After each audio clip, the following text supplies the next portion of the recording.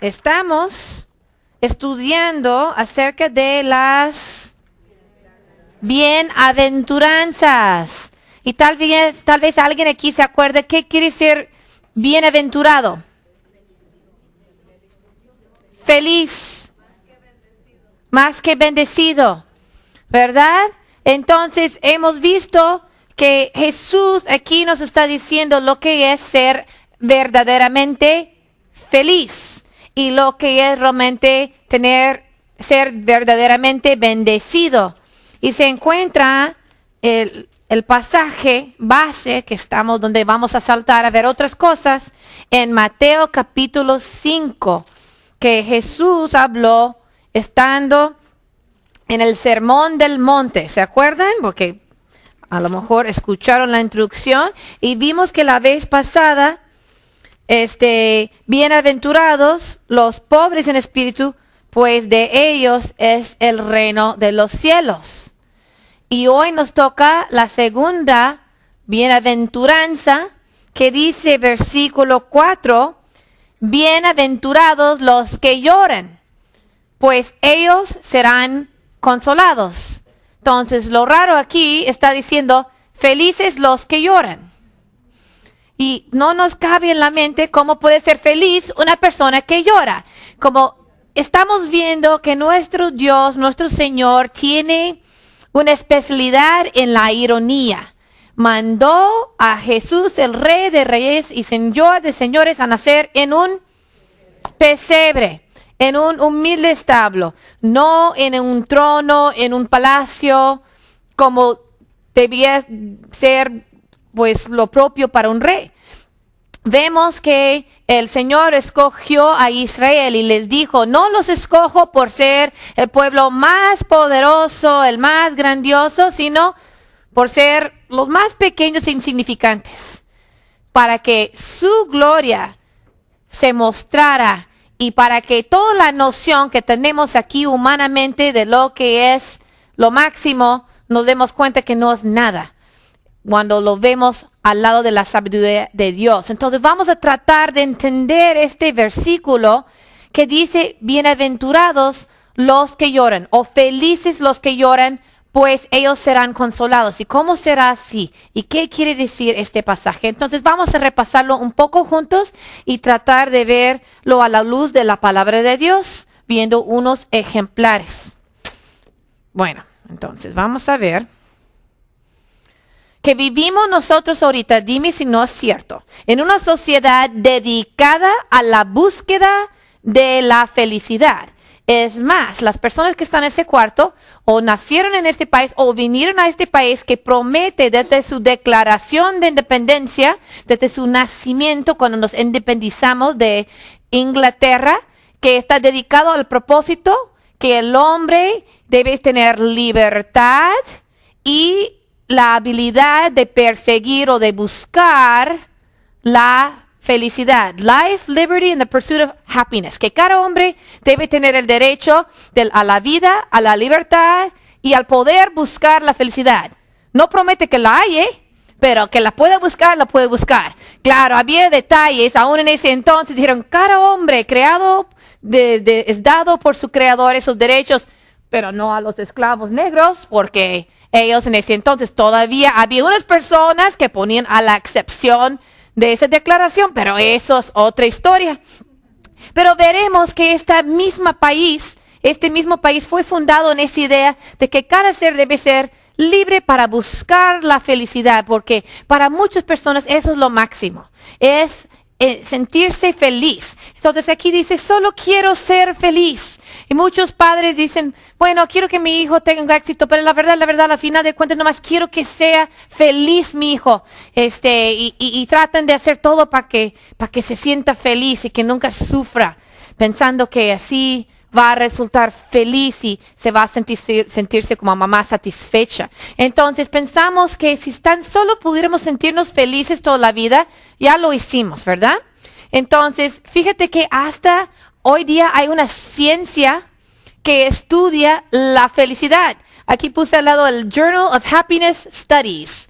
An Interdisciplinary Forum on Subjective Well-Being. Ahora hasta hay científicos que se ponen a estudiar el tema, ¿qué es lo que hace al hombre feliz o a la mujer feliz?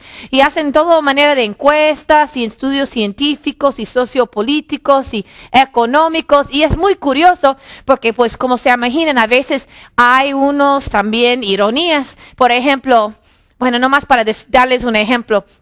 Uno diría, bueno, si yo ganara la lotería, sería feliz. ¿Y cuál es la evidencia objetiva de las personas que ganan la lotería? Casi siempre acaban peor de lo que empezaron. Al final de un rato de peleas, de broncas, hasta hace rato tuvieron que desenterrar un muerto que había ganado la lotería y que el esposo lo había matado y que al parecer era pues una muerte natural y luego dieron cuenta que la esposa la envenenó, no sé qué. Pero bueno, el caso es de que se ponían a tener tantas broncas por el dinero. Entonces vemos que muchas veces al estudiar la felicidad está curioso porque se dan cuenta que lo que a veces se nos ocurre humanamente que nos haría feliz no es lo que realmente nos da la felicidad. Por ejemplo, un dato que les dije a mis hijos que no se lo creían, decía, por ejemplo, según esas encuestas, que tampoco digo que es la mera verdad, pero bueno, según las encuestas de esos científicos o algunos que estudiaron el tema, en Estados Unidos dicen, hay un salario que antes de tener ese salario, como que la felicidad, por lo menos reportada por la gente con ese ingreso, se va incrementando hasta que llega a cierto sueldo y después de tener más de ese sueldo anual por promedio, pues ya no incrementa mucho su felicidad en un base diario. Entonces, diría, a mis hijos, ¿cuánto sería ese dinero? Que más de ese dinero anual, la verdad, la gente no reporta ser ni más feliz por tener más dinero. Sería $1,000,000. No, menos. A ver, 500,000. 300,000. Más o menos. Menos, 200. 100. Menos. 75,000. Decían, antes de los 75,000, aumentar un poco el sueldo hace más feliz a la persona. Pero ya después de 75,000, es decir, claro, si te dan un aumento, te pones feliz por un día o dos o lo que sea, pero tu felicidad diaria, la verdad, no varía mucho. Que tal vez la persona que gane $1,000,000 al año reporta, dicen, más satisfacción de su vida, de sus logros, que la persona que gana 75,000 al año. Pero cuando toma encuesta de cuán feliz está diariamente en sus quehaceres, está igual de feliz o miserable que el que gana 75. Según, nomás es un ejemplo para decir que el hombre está busque, ¿cuál es la fórmula mágica para hacerme feliz? Ganar cierta cantidad de dinero, casarme, no casarme, tener hijos, no tener hijos, cierta carrera. Por ejemplo, los que manejan largas distancias a su trabajo y tienen mucho tráfico son menos felices que los que viven muy cerca, que dicen es un factor muy importante. Cuando te pones a decir, pero si me voy más lejos, compro la casa más bonita. Sí, pero luego todos los días infeliz en el tráfico, ¿verdad? Y cuando llenas tu encuesta con esos científicos, te vas a poner que tu vida es menos feliz que el que vive en el barrio más feo, pero al lado de su chamba. Bueno, todo para decir que en esta sociedad glorificamos la felicidad como lo máximo, ¿no? Entonces, nos gusta pensar en cosas divertidas, en cosas lindas, en cosas bonitas, no en las cosas tristes, feas, trágicas, horribles, por lo general. Por ejemplo, podrías decir que vivimos en una sociedad que glorifica ¿a dónde? Disneylandia, ¿no? Ir a los lugares de amusement parks, a los parques, donde nos podemos recrear, donde podemos vivir una fantasía, donde podemos sentir que el mundo es mágico, que solo lo vamos a pasar riendo y pasándola bien.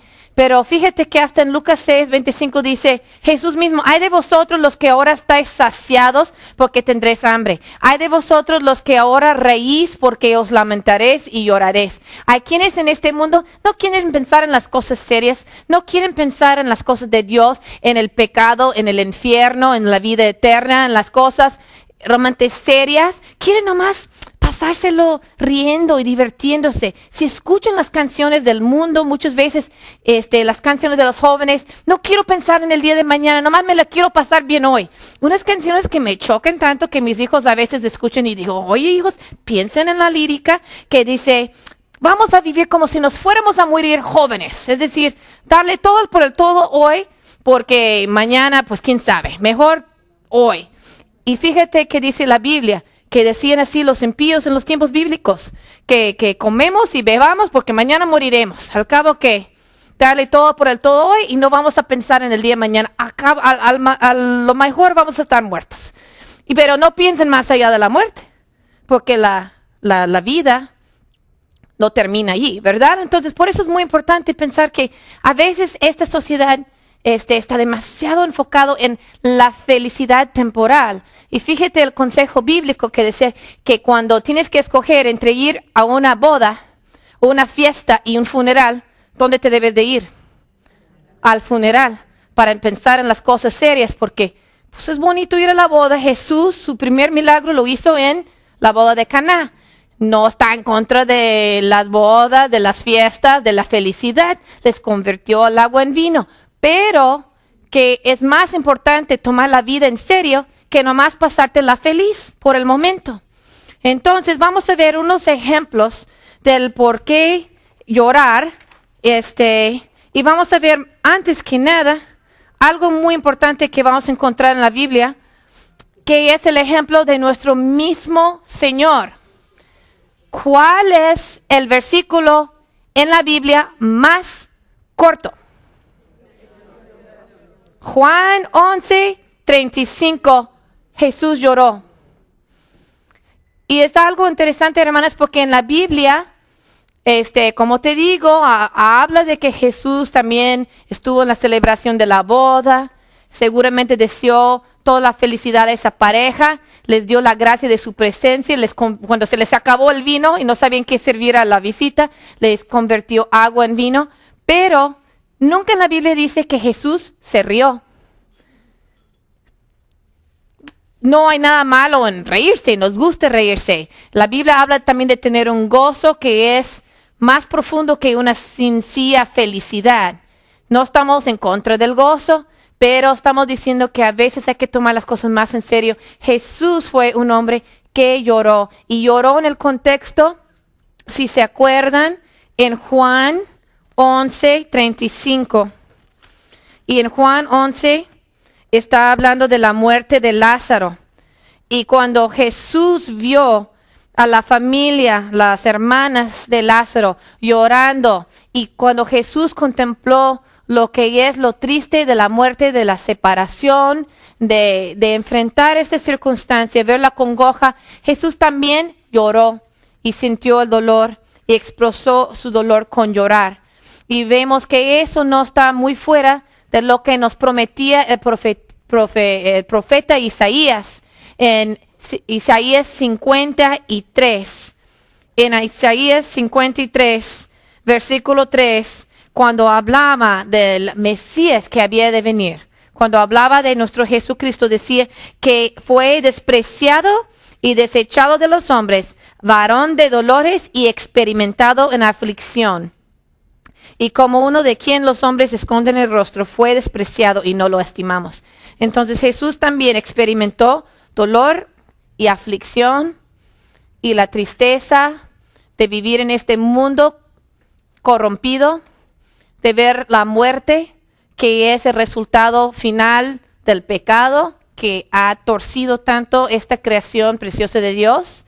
Y Jesús también lloró al experimentar eso. Jesús también lloró cuando vio a Jerusalén y decía, Jerusalén, ¿cómo me hubiera gustado juntarlos como polluelos debajo de mis alas? Pero no quisiste, no quisieron venir a mí. Jesús lloró por las personas que iban a perecer bajo la ira de Dios, y el pueblo de Israel y Jerusalén en especial, que unos años después de la muerte de Jesús experimentó también la vara de Dios por medio del Imperio Romano, que fue un castigo muy duro y realmente destrozó a lo que era la capital de Israel, el Jerusalén.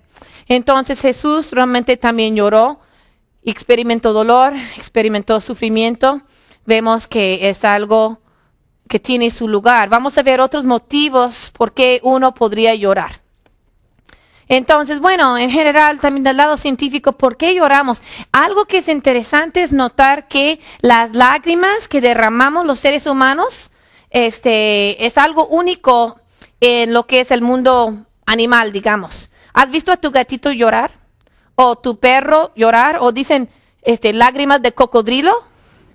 Es un decir, porque yo nunca he visto que un cocodrilo realmente derrame lágrimas de agua, pero el ser humano sí. Y hay mucho debate científico del sentido y el por qué, y han estudiado los ingredientes de las lágrimas y qué quiere decir eso. Y la verdad, hay diferentes teorías y ninguno bien comprobado, que es raro porque usualmente pensamos que la ciencia lo sabe todo.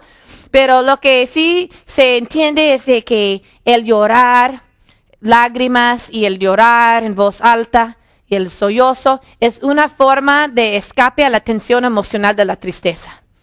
Es una forma de expresar una tristeza profunda y nos irrumpe en una fuente de lágrimas de los ojos.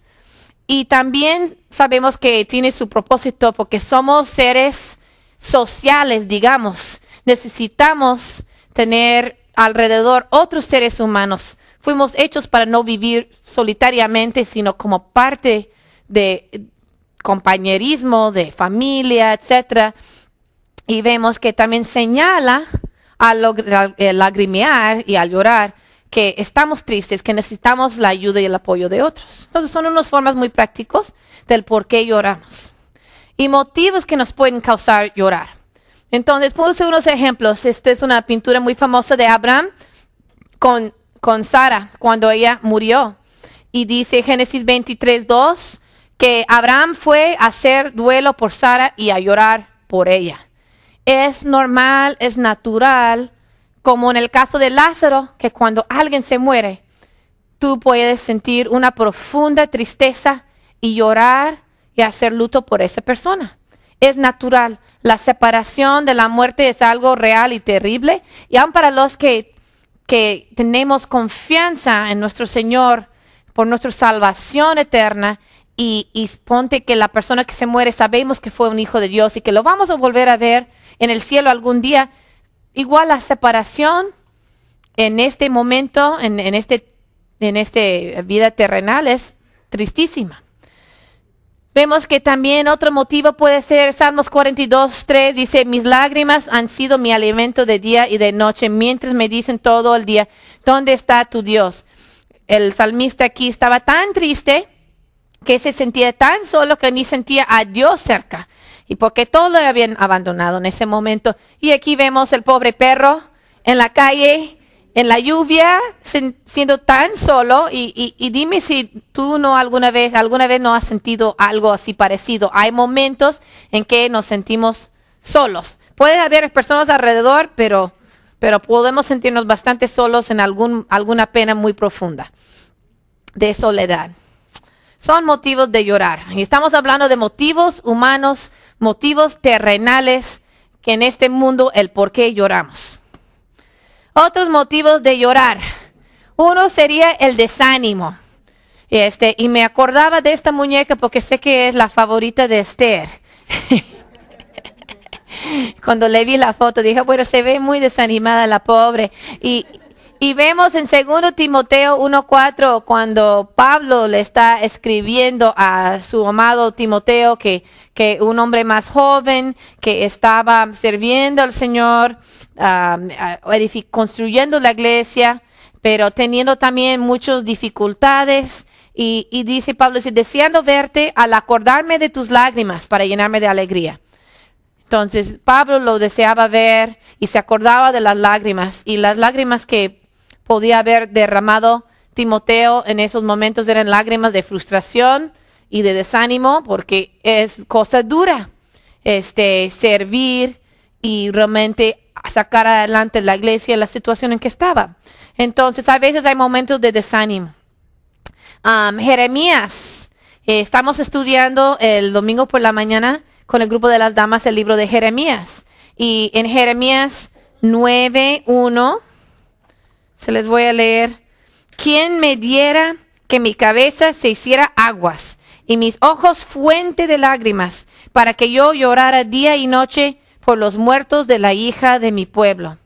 Entonces, otra forma, también otro por qué llorar, es cuando vemos la maldad en este mundo, cuando vemos las tristes realidades alrededor de la guerra, de los desastres naturales, de tantas cosas tristes que son resultados del pecado en este mundo. En este caso, Jeremías el profeta estaba lamentando por el pueblo de Israel, que a causa de su mucho pecado también estaban por experimentar la ira de Dios, que Dios iba a permitir y permitió que otros pueblos los conquistaran y los hicieran sufrir porque querían seguir tras los ídolos y no voltearse, no volver a su Dios. Entonces realmente podemos tener congoja y tristeza por ver la situación que está en el mundo o en el periódico al abrir el diario y leer de tantas cosas espantosas que pasan en todo el mundo por el pecado de los hombres, por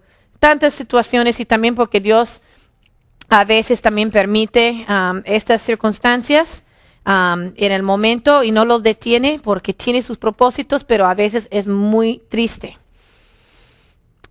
Vemos también otros motivos de llorar.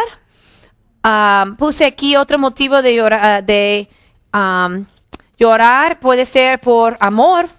Y eso es algo interesante. Vemos que en Marcos 9 pasa un caso que le llevan un muchacho endemoniado y el papá que lleva a ese muchacho está angustiado por el sufrimiento de su hijito que está endemoniado y no hay quien lo cure, no hay quien lo ayude. Los discípulos no pudieron con él y lo traen a Jesús y le dice a Jesús, Jesús más bien le dijo, cuando el espíritu vio a Jesús, al instante sacudió con violencia al muchacho y cayendo a tierra se revocaba echando espumarajos. Versículo 21. Jesús preguntó al padre, ¿cuánto tiempo hace que le sucede esto? Y él respondió, desde su niñez. Y muchas veces lo ha echado en el fuego y también en el agua para destruirlo. Pero si tú puedes hacer algo, dice el papá, ten misericordia de nosotros y ayúdanos. Si tú puedes hacer algo, Jesús, porque ya no encontraba la solución, no veía la forma de ayudar a su hijo y lo amaba tanto. Y Jesús le dijo, versículo 23, ¿cómo si tú puedes? Todas las cosas son posibles para el que cree. Y el padre dice, al instante, el padre del muchacho gritó y dijo, creo, ayúdame en mi incredulidad. Y tú te puedes imaginarle derramando lágrimas. Creo, haría lo imposible por mi hijo. Quiero creer, ayúdame en lo que me falta en mi incredulidad para creer lo suficiente. Y realmente no era el poder del fe de este pobre hombre. Era el poder de Dios a través de Jesucristo que lo sanó.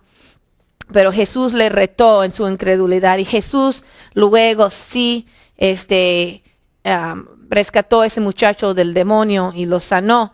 Pero vemos que el padre tenía tal amor por este hijo. Tú podrías tal amor por una persona que por verlo sufrir, también tú derramabas lágrimas por tanto amor que le tienes a una persona que Dios ha puesto en tu vida, tu hijo, tu esposo, lo que sea, ¿verdad? Vemos también otro motivo de llorar, puede ser la gratitud. Y la gratitud aquí dice, forgiven much, loves much, que la que es perdonada mucho, pues ama mucho.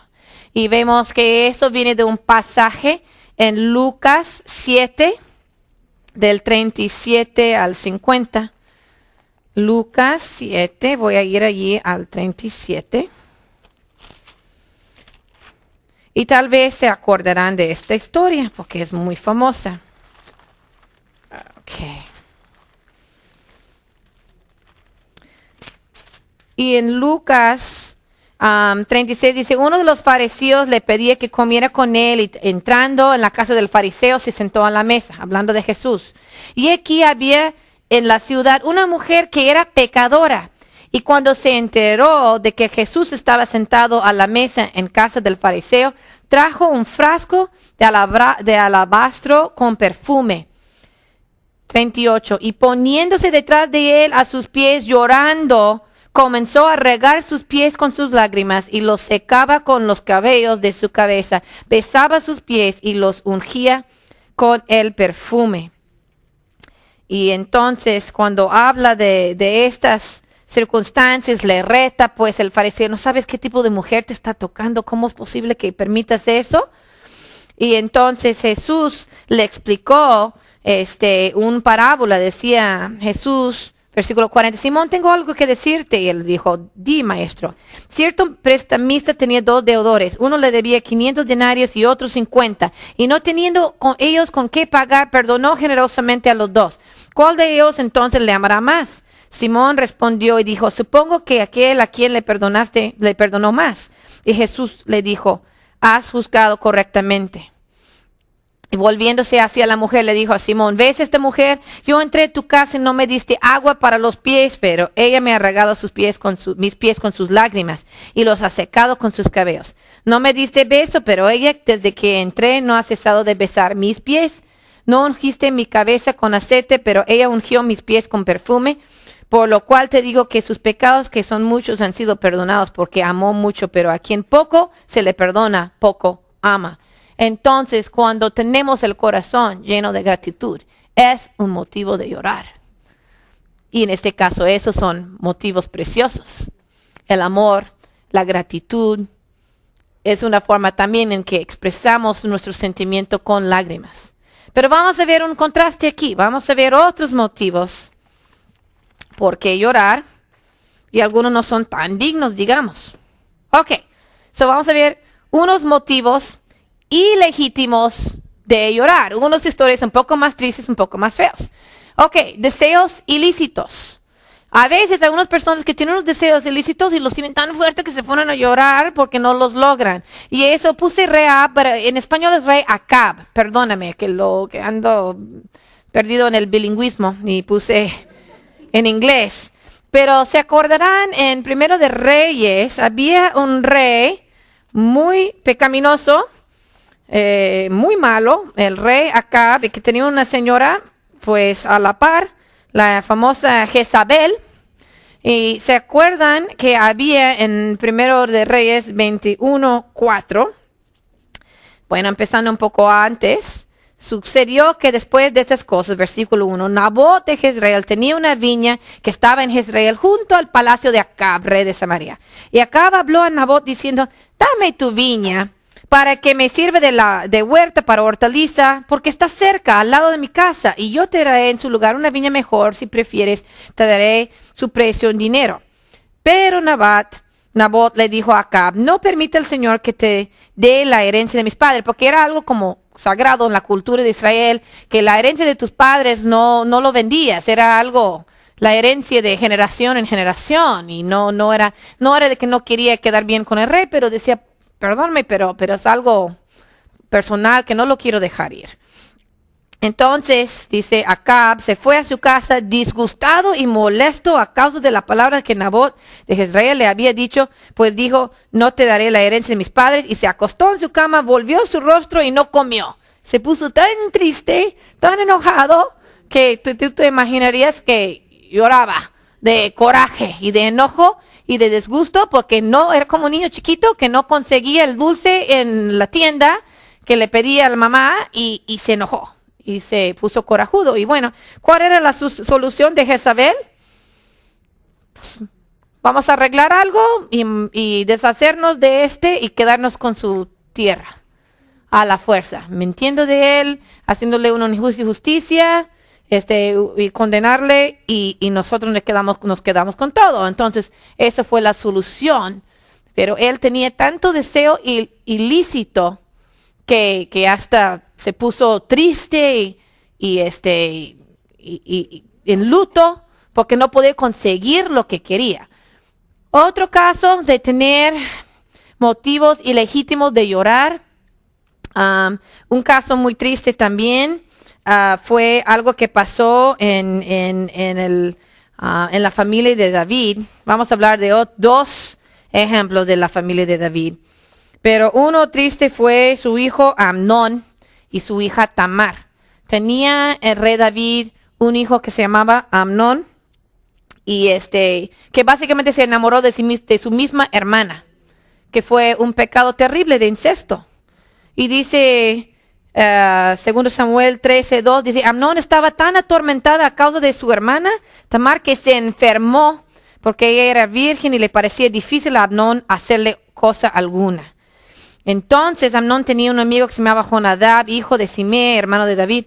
Y Jonadab era un hombre muy astuto y le dijo, hijo de rey, ¿por qué está tan deprimido día tras día? Por su pecado. Estaba deprimido y llorando por un amor ilícito, ilegítimo, pecaminoso, vil. Pero básicamente le dice, agárrala y haz lo que quieras con ella y no te preocupes, todo funcionará. ¿Y qué pasó al final de la cuenta? Ok, violó a su hermana. La hermana quedó destrozada, defamada, violada por su propio hermano. ¿Y qué pasó al final de cuentas con Amnón?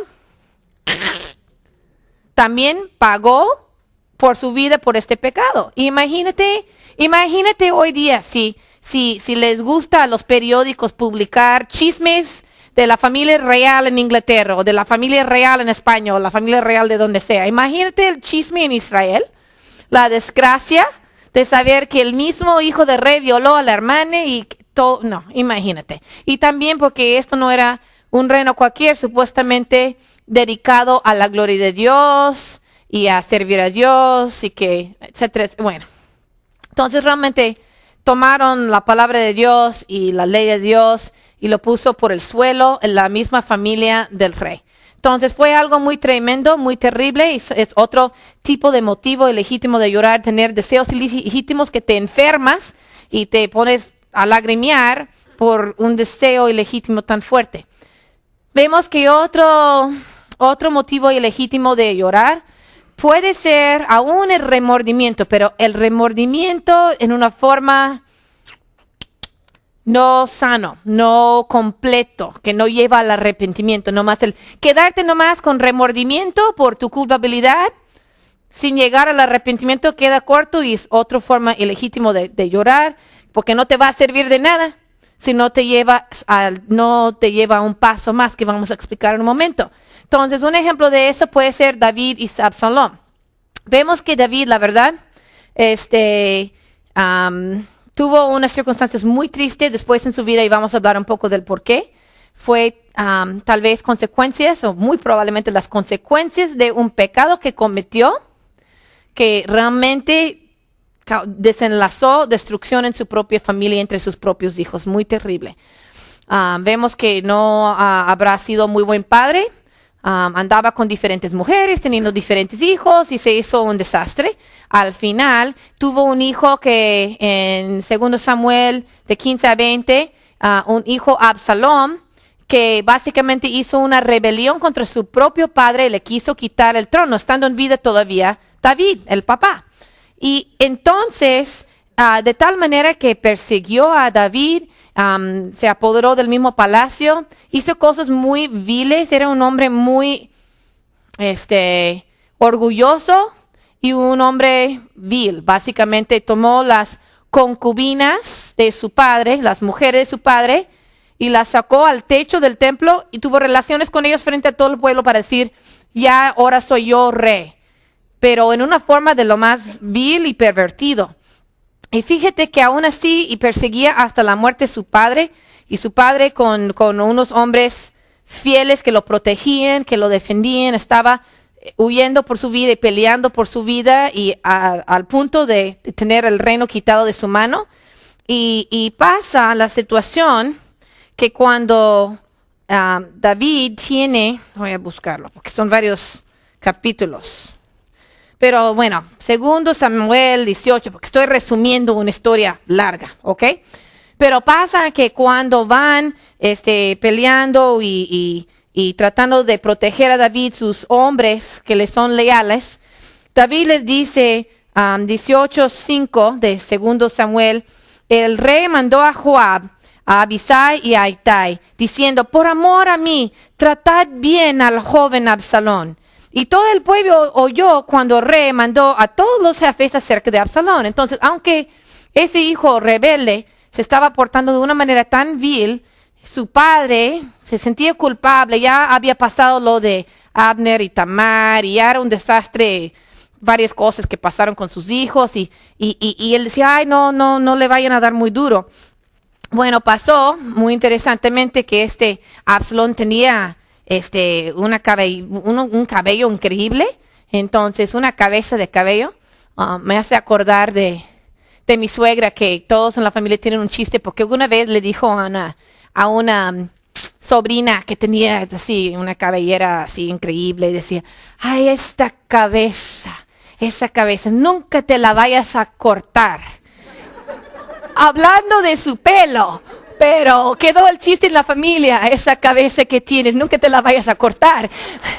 Bueno, eso es lo que le pasó a Absalón, precisamente, con esa cabeza que tenía tanto orgullo, tanto cabello que tenía por todos lados, que andaba montando debajo de un árbol y se quedó atrabancado por su mismo cabello, enredado en las ramas, se quedó colgando allí sin poder hacer nada porque su cabello se había enredado en las ramas del árbol, y llegaron y lo mataron los que defendían a David. Ahora, bueno, dirías la verdad, esta persona tenía que matarse porque quería matar a su propio padre. Pero fíjate lo que pasó, la reacción de David, pues fue desanimante, porque luego, te voy a llevar a la parte que dice, 2 de Samuel 19. Ok, bueno. 18, al final del 18, 32.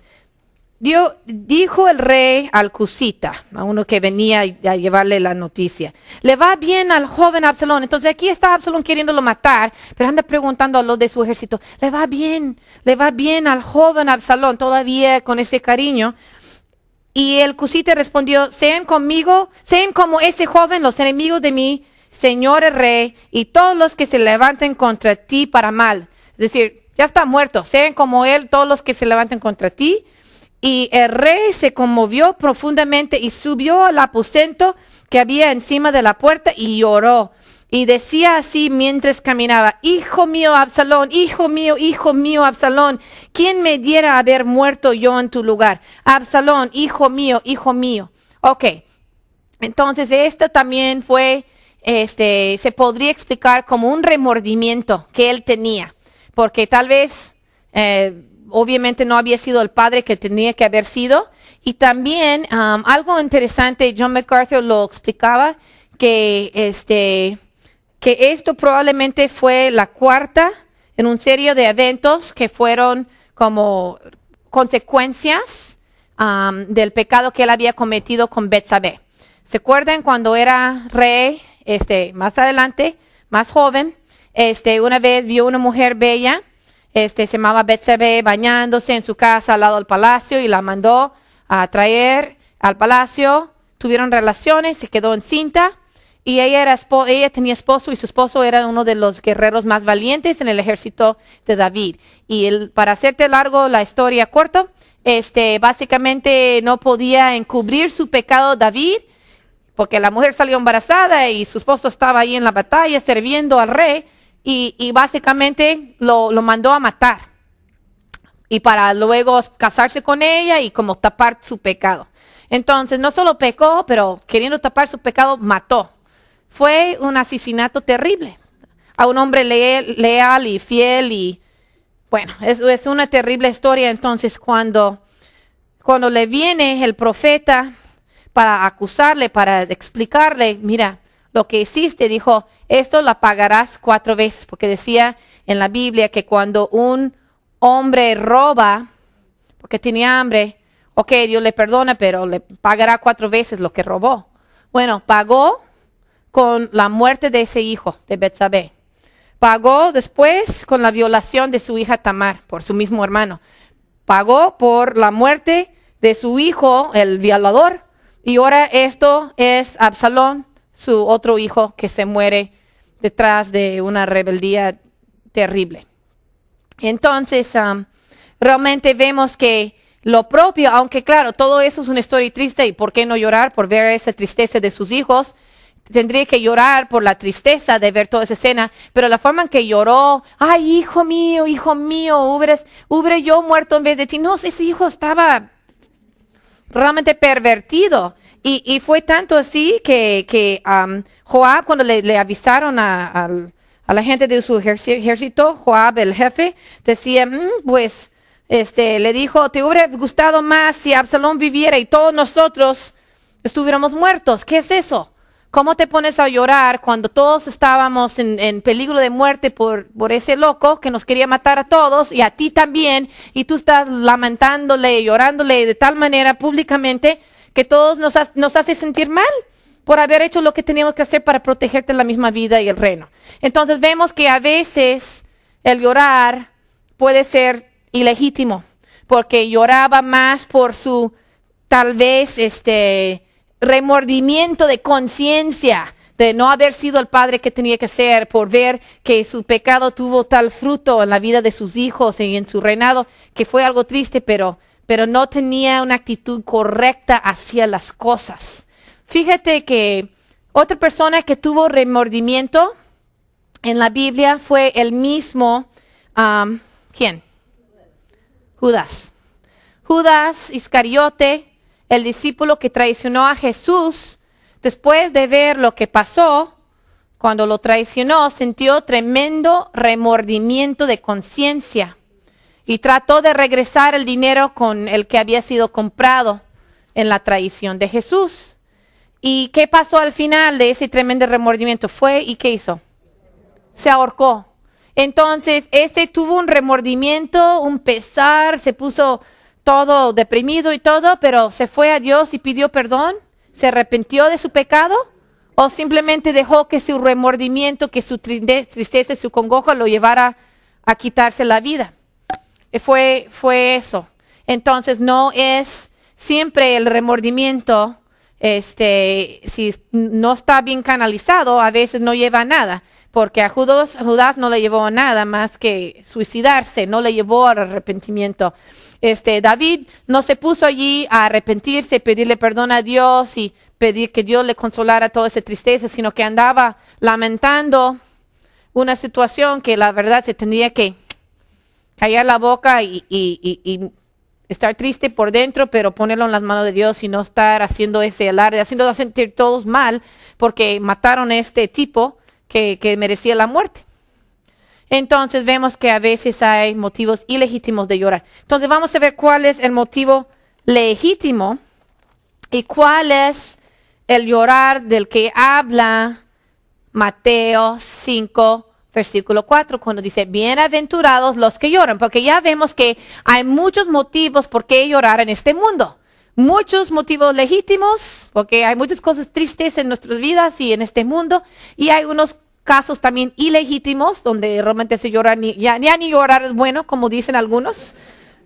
Otro dicho de la familia, yo creo que de muchas familias, ya ni llorar es bueno. Pero vamos a ver cuándo el llorar es bueno. Ok, vamos a hablar de la tristeza conforme a la voluntad de Dios. Vamos al pasaje de 2 Corintios 7.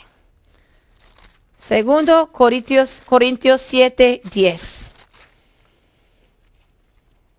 Ok, empezando un poco antes, cuando habla versículo 8. Pablo está escribiendo a los Corintios, dice, porque si bien os causé tristeza con mi carta, no me pesa. Aun cuando me pesó, pues veo que esa carta os causó tristeza, aunque solo por poco tiempo. Porque Pablo le escribió un poco duro a los Corintios para corregirlos. Pero dice eso, versículo 9, pero ahora me regocijo, no de que fuisteis entristecidos, sino de que fuisteis entristecidos para arrepentimiento. Porque fuisteis entristecidos conforme a la voluntad de Dios, para que no sufrierais pérdida alguna de parte nuestra. Versículo 10 trata de explicar un poquito más todavía. Porque la tristeza que es conforme a la voluntad de Dios produce un arrepentimiento que conduce a la salvación, sin dejar pesar. Pero la tristeza del mundo produce muerte. Entonces vemos que muchas veces la tristeza del mundo, del cual hablamos de muchos motivos, pues no lleva a nada. Nada más te puedes llorar y llorar y llorar y no vas a resolver nada. Y a veces ni te vas a sentir muy consolado, nada más te sientes cada vez más triste. Pero vemos que hay otra tristeza, una tristeza muy importante, que es la tristeza conforme a la voluntad de Dios, que no es una tristeza no nada más para quedarnos tristes, sino que lleva a algo que produce un arrepentimiento. Esa es la tristeza por nuestros pecados. Esa es la tristeza por la cual debemos llorar y recibir la consolación sobre toda cosa. Vemos que llorar por tristeza, luto, soledad, desánimo, desilusión, amor, deseos ilícitos, lo que sea, no te puede dar vida. Pero la tristeza por mi pecado, que lleva al arrepentimiento, me da la salvación, la vida eterna, y eso es mi consuelo.